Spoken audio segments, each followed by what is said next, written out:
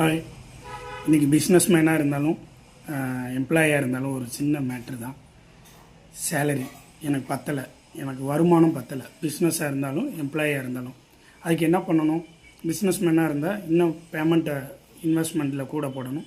எம்ப்ளாயாக இருந்தால் ஒரு part time business பார்க்கணும். பார்ட் டைம்னா டைம் வேணும். கண்டிப்பாக இன்றைக்கி டைம் இல்லை. ரெண்டாவது பார்த்திங்கன்னா ஒரு பிஸ்னஸ் ஸ்மால் ஸ்கேலில் ஆரம்பிக்கணும் அப்படின்னா என்ன பண்ணணும்?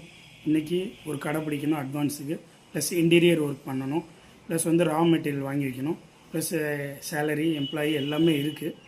இதெல்லாம் தாண்டி உங்களுக்கே தெரியும், ஒரு பிஸ்னஸ் மேனாக இருந்தால் அதோடைய லாபத்தை எடுக்கிறதுக்கு குறைஞ்சது 2 வருஷமாச்சும் ஆகும். அதுக்கப்புறம் தான் உங்கள் இன்கமே வர ஆரம்பிக்கும். அப்படி நிறைய பேர் அதில் டைம் கொடுக்கணும்னா வேறு கம்பெனியில் இருந்து ஃபுல் ஃபிக்ஸ்டு அங்கே உட்காந்து தான் அந்த இன்வெஸ்ட்மெண்ட்டை நீங்கள் பார்க்குற மாதிரி இருக்கும்.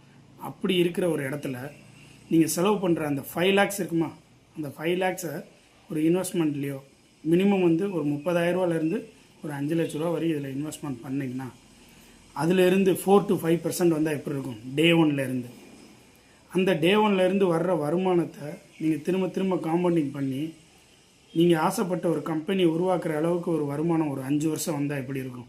அப்படி ஒரு பிஸ்னஸ் இருக்குங்க. இதுக்காண்டி நீங்கள் வேலையை விட தேவையில்ல, உங்கள் பிஸ்னஸை விட தேவையில்ல. எக்ஸ்ட்ரா ஒரு கடையை வைக்கிறதுக்கு உண்டான ஒரு இன்கம் இதில் போட்டிங்கன்னா பணம் உங்களுக்காண்டி சம்பாரித்து கொடுத்துட்ருக்கோம். ஆஃப்டர் 5 years வரைக்கும் 10 வருஷமாக அதான் பண்ணிகிட்ருக்கோம். நிறைய பேருக்கு லைஃப் மாற்றி கொடுத்துட்ருக்கோம். இதை பற்றி உங்களுக்கு டீட்டெயில் வேணுமா என்னை கான்டாக்ட் பண்ணுங்கள். தேங்க்யூ.